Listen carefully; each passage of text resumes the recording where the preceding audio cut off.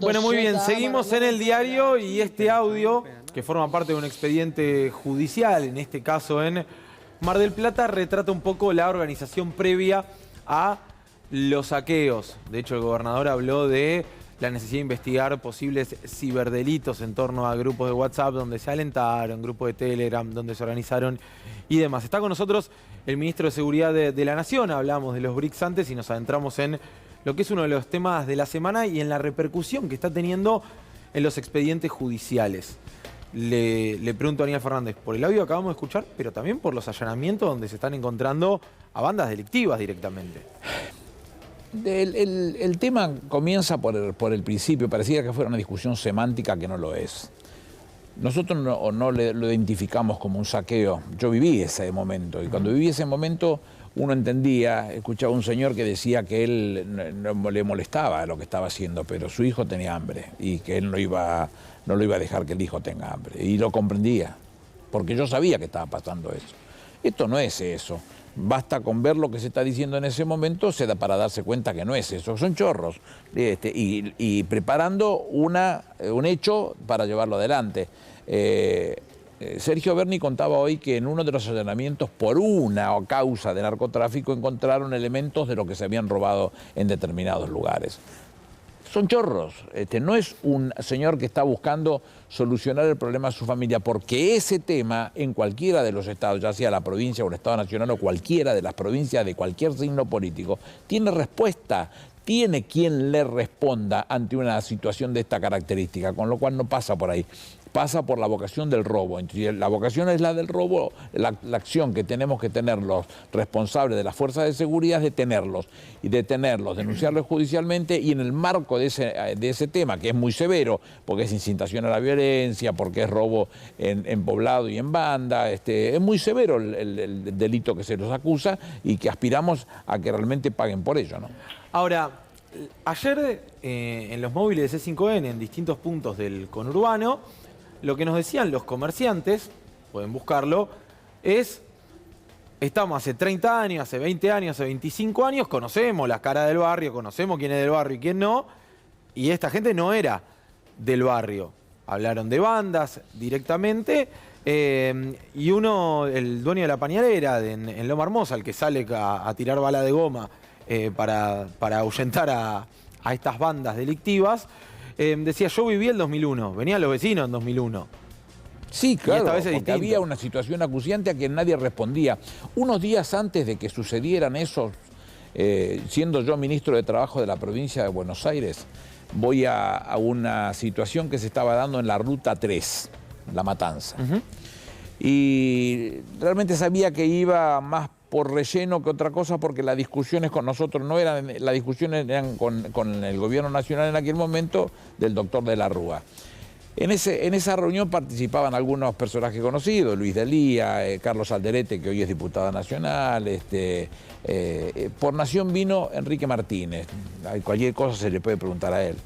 Y la verdad que la discusión era una discusión simple, no era una cosa que no se pudiera hablar y ordenar y tratar de encontrar una forma. Yo había hablado con el gobernador Rucauf un rato antes de venirme hacia La Matanza y venía solo, manejando yo, le había contado de lo que estábamos haciendo y cómo yo creía que se resolvía ese tema. Se resolvió mucho más simple. Terminado eso, había mucha gente, había más de 20.000 personas en la Ruta 3. Terminó eso, una cosa llamativa, en el medio del acto que se estaba haciendo en ese momento venía un cortejo fúnebre, se abrió toda la gente para dejarlo pasar, nada que no sea civilizado y respetuoso. Terminó eso, me fui a mi casa. Cuando llego a mi casa, me llama el gobernador y me dice, ¿cómo te fue? Bien, no teníamos que ver nosotros, más o menos los esquemas que nosotros habíamos diseñado funcionaban, no era con nosotros, era con Nación y Enrique Martínez había resuelto el tema. Bueno, acaba de llamarme Cavallo, me lo dice Rucauf, acaba de llamarme Cavallo y me dice que ninguna de las cosas que se hayan acordado se van a cumplir, no se va a cumplir nada. Había vocación de no resolverlo los temas. Claro. Entonces, en aquel momento, ¿cómo no entender lo que está diciendo un papá que ve que su hijo tiene hambre y no sabe cómo darle de comer? A lo mejor con una acción de esta esta característica, pero hoy está lleno de lugares y formas para que se le resuelvan ese problema a los hijos de los trabajadores o de quien lo necesitara si fuera necesario. ¿Lo escuchó Castells? Sí, lo escuché, da vergüenza él estaba adelante. Yo lo denuncié en el día de ayer, yo presenté la denuncia en el día de ayer contra su persona porque él se adjudica esa responsabilidad y eso es una incitación a la violencia. Incitación. Eso es una incitación. Yo presenté ayer al mediodía la denuncia, que la tiene la fiscal Mangano, ¿no? A partir de... bueno, si les parece, repasamos lo que dijo Castells en las últimas horas respecto de los saqueos o los robos en banda. Bueno, lo escuchamos. Para entender un poco el mecanismo de lo que usted está contando, ¿cómo nace esta idea de ir a, robar en banda, de ir a saquear, de ir a pedir alimentos por la fuerza? ¿Es una idea estrictamente suya? ¿Tiene conexiones con algunas otras personas? ¿Cómo lo delinearon? La idea que se robe, y el pueblo argentino en su conjunto, los trabajadores, los jubilados, las amas de casa, rechazan el robo, la delincuencia y todo ese tipo de cosas. Eso no existe en la cabeza del grueso de nuestro pueblo. Sin embargo, se violentaron comercios. ¿Y eso cómo se piensa, cómo se orquesta? A ver, mujer, cuando un río se desborda, arrasa con todo lo que hay. En el hecho de que salgan los vecinos, las amas de casa y todo lo demás, se prenden otros que le importa nada, los fideos, la harina, la yerba, el azúcar y todo lo demás, y manotean la bebida que encuentran, el elemento que encuentran y demás. Bueno, muy bien, ahí estaba Castells. Ayer con Iván Jagroski nos preguntábamos si tiene la capacidad Castells de organizar esto o si está arrastrando la marca. Está tratando de sacarle ventaja a alguna de las cosas, que no sé cuál realmente está tratando de hacerlo, pero yo no me puedo callar la boca. Lo presentó de esa manera, yo presenté la denuncia en el día de ayer. La realidad es que avergüenza las cosas esas, porque cualquiera de las cosas que está tratando de mostrar como de una necesidad, en los distritos de mi color político y de los otros colores políticos, todos tienen una respuesta para darle eventualmente al que tuviera la necesidad. Entonces no es verdad lo que está diciendo. Lo que está diciendo es tratando de sacarle ventaja. Es decir, como si uno dijera, vamos todos a la cancha de Boca, y se pone uno adelante y dice, todos me siguen porque voy a la cancha de Boca. Llené la cancha de Boca. Donde te corres un poquito, siguen yendo a la cancha de Boca, pero vos tenés que te quedarte solo, no representás a nadie. O sea, ¿no crees que Castells esté realmente detrás de esto? Para nada, para nada. ¿Y entonces por qué lo hace? ¿Para arrastrar marcas, para sacar alguna ventaja económica? Para sacar alguna ventaja, no sé cuál, pero para sacar alguna ventaja. No obstante ello, vuelvo a insistir, yo tengo responsabilidades que atender y no me voy a callar la boca. Presenté la denuncia por esa misma razón. Ahora, no sé si tuvo oportunidad de escuchar el mismo martes. Creo que el martes fue el día donde ocurren estos episodios. Habían pasado 1, 2 horas, habían transcurrido como mucho 2 horas y media.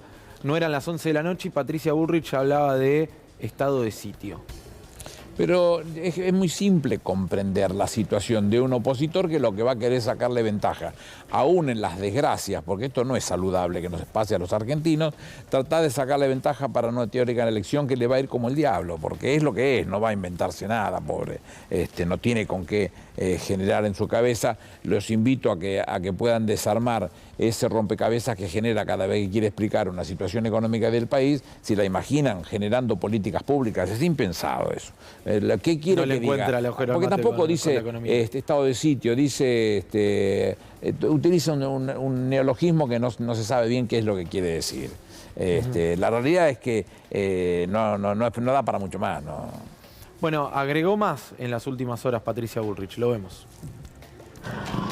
Creemos que este caos es un modelo, es un sistema de esclavización de una sociedad que cada día depende menos de sus trabajos, de sus posibilidades individuales, de su libertad, y cada vez depende más de un Estado que de manera discrecional, sin reglas, sin ley, a la lógica monárquica le entrega a la gente algo. Esto da vergüenza escucharlo, porque cuando Cristina se va, deja una cantidad de planes ya el remanente, muy chica, 200 y pico de mil. Sí, un poquito más de 300.000. Claro, y cuando Macri se va deja 500 y pico de mil. Y más también. Quiere decir que el gobierno del que ella participaba se encargó de hacer esto que ella está criticando en el día de hoy. Está hablándole a Macri y a sí misma porque fueron los responsables de esa acción. A mí me parece que es un poquitito casi vergonzoso esa búsqueda desesperada por hacer un corte con la realidad y olvidarnos de lo que nos pasó del 2019 para atrás, para tratar de sacar entonces un discurso que más o menos tenga coherencia. Eso no lo dice ella, alguien se lo escribió y lo larga como si fuera propio, pero la realidad es que no puede decir semejante cosa porque cualquier argentino de bien sabe que el desastre que hicieron con esos 4 años de gestión es lo que provocó semejante cosa. Ahora, este tipo de declaraciones rimbombantes en búsqueda de los títulos y de llevarse un poco de la atención mediática, ¿responde a una pálida performance electoral? ¿Está buscando recuperar terreno sobre un Milei que ganó la performance electoral primaria? ya la conocemos de todos. Ya no hay nada acá de misterio. Todos sabemos el lugar que nos tocan en la grilla y quién le toca el pole position y cómo son el resto de los que se ordenan en esta carrera. Le toca el lugar que le toca y hay que correr. Me da la sensación que va a salir juntando gorras porque no hay con qué armar una estructura que pueda defender los intereses de un país de esa cabeza. No puede salir, es impensado. Por favor, les pido, analicen cada uno de los discursos económicos y confírmenme si pueden entender lo que está diciendo. Es imposible. Cuando habla de economía. Es imposible. ¿Usted no logró entenderlo? No, juro que no. Lo peligroso sería que aparezca un premio y que uno se lo pierda porque habría que hacer un esfuerzo para tratar de entender lo que quiere decir. Siempre el mismo concepto, es un concepto muy fuerte, los términos son los mismos. Ni quiero entrar a discutir los sufijos ni los prefijos. Estoy hablando específicamente de los términos cualunques que utiliza para expresar una idea que supuestamente está ya masticada, pero pareciera que no, porque la regurgita cada vez que tiene oportunidad, no sale nada de esa cabeza. Es muy difícil eso, pensar que pueda ser presidente de los argentinos. Es muy difícil. ¿Marcos? Sí, Aníbal, recién hablaban de lo que de la pole position y de lo que ya vimos. Hay una campaña por delante, ¿no? Que seguramente tendrá como base los resultados, lo que sucedió en las provincias, lo que sucedió en la provincia de Buenos Aires, que fue bastante distinto. ¿Por dónde se recogen votos en Unión por la Patria? Por todos lados. Yo no le regalo absolutamente nada a nadie, ni doy por sentado absolutamente nada de nadie. Sergio es un enorme candidato. Tuvo todo un tiempo de ventaja que le regaló a los otros porque tenía que terminar de definir la situación con el fondo, tenía que terminar de definir esta política que se viene gestando desde hace mucho tiempo por parte del presidente en sus charlas, vuelvo a insistir, con Xi Jinping y la búsqueda del ingreso hacia un socio comercial muy potente que nos permita generar mucho más posibilidades para nuestras provincias, para la colocación de productos sobre todo con valor agregado, todo eso. Bueno, la pelea está dada en ese sentido, no se ve una cosa distinta, es eso lo que tenemos. Y la discusión que se viene ahora es que, ya habiendo sacado el tema del fondo del medio, habiendo incorporado una parte de reserva mucho mayor que la que tenía pensada, le da ya la capacidad para poder descansar entre comillas, descansar en términos de lo que significa el trabajo con los organismos internacionales de crédito para abocarse en una parte de su día específicamente a la candidatura. Yo estoy convencido que va a poder explicarle al pueblo argentino lo que es capaz de hacer y que las respuestas y los resultados serán óptimos. También son urgentes las medidas, ¿no? Sí, claro, pero las medidas yo creo que las tiene todas decididas. Es cuestión de su tiempo y que las vaya anunciando conforme lo haya planificado, y que no creo que tarde mucho eso. ¿Es posible para el peronismo llegar competitivo a octubre con las variables económicas como están? Las variables económicas de estas gestiones son muy buenas. No nos confundamos. Que no se haya podido resolver el tema de la inflación, menudo problema, no estoy haciéndole, pero la desocupación que encontramos no es esta que tiene hoy. no ha parado de descender. No, pero tenés la paradoja de tener baja desocupación y salarios. No ha parado de descender la desocupación. Nunca un plan de obras como el que hubo en este momento. Las situaciones de la colocación de productos argentinos en el exterior, el incremento de las exportaciones, el ordenamiento de las importaciones, las soluciones a cada uno de los temas financieros, tanto en bonos como en los organismos internacionales de crédito, como en pesos en la Argentina, primera vez en el gobierno de Macri que se defaultea en pesos, es decir, todas esas cosas se fueron reparando. Faltaron cosas, sí, claro, y faltó nada menos que resolver el tema de la inflación. Entramos con el 54% y nos comimos en el medio casi 12 puntos de Producto Bruto Interno por la pandemia, 5.000 millones por lo que representó el gasto energético por la... Sí, lo que significa el exceso de gastos en energía, lo que representan los 21.000 millones por la sequía, la guerra, son demasiados elementos que no se pueden dejar de mencionar. No es que uno se hace tonto y fueron poquitas las cosas, la gestión fue buena. Bueno, si no se llegó con todo lo que se podía llegar, lo mejor que se puede tener es conocerlo. Debemos esto, como dice Sergio, lo debemos, pedimos las disculpas del caso porque no pudimos llegar, pero tenemos el camino bien marcado para donde queremos ir. Ministro, muchas gracias de verdad por venir. Aníbal Fernández en vivo en C5N.